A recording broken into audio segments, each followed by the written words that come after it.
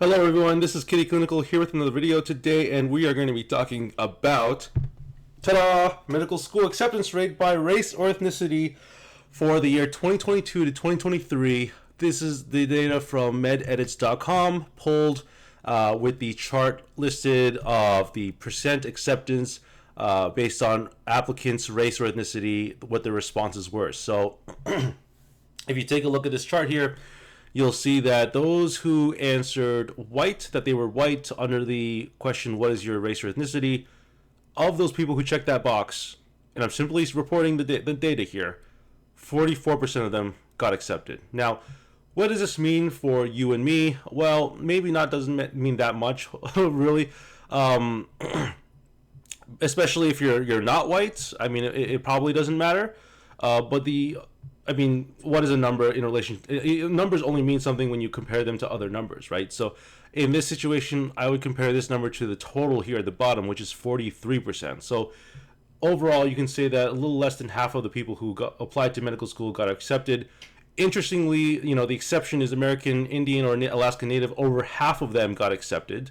But being white, or Caucasian, whatever you want to call it, 44%, which is only 1% higher than 43%. So 44% being 1% higher than 43%. Interestingly, also the same number as Native Hawaiian or other Pacific Islander.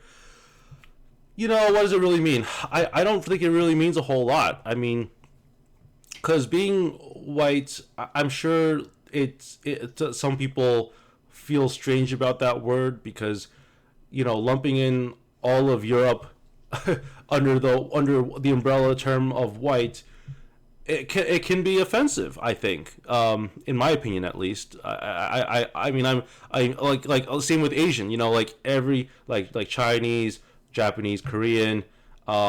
It seems like you're kind of lumped in. You're kind of like pigeonholed into these categories. And it's particularly, I mean, you might say, well, what does it matter? Well, it particularly matters in situations like this where you're applying to medical school. It has practical importance. It has pragmatic importance, or not even that, it has realistic importance to you as an individual when you're applying, because you have to ask yourself, well, if I'm white and I'm applying to medical school, you have the option, right, to say that you're white, or you have the option to refrain from answering that question at all. And if you look at the data here, unknown 38%. That means if you were to hit I refuse to say, or I decline to speak, then your chances, at least for the year 2022 to 2023, at least for that cycle, is 38%, which is remarkably lower than white. I mean, is it statistically significant lower? I don't know. We don't have those numbers. Again, like I said before, we don't have additional facts here. All we have are the percent acceptance numbers. So 38, 44, what is that? Like 6%? So you have a 6% chance of you lower your, like, I don't know, is that even accurate? Like, is it okay to say that if you were white and you were to choose to say unknown, that you statistically lower your percent of getting into medical school by 6%? Is that correct? There's got to be a better way. If you're a statistician or you're, probably someone more intelligent than I am, feel free to leave a comment down below letting me know whether or not that's accurate at all, because I think it is an interesting, these are interesting numbers, and 44% being 1% higher than the average, that's quite fine. And we can make the same commentary on Native Hawaiian or other Pacific Islander, considering that they are the same number. But let me know let me know your thoughts down in the comments below. Don't be afraid to leave a like and comment down below, and subscribe to our channel.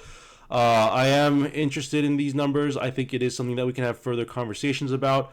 But please don't be afraid to ask me any questions, or if you have any concerns about the application process.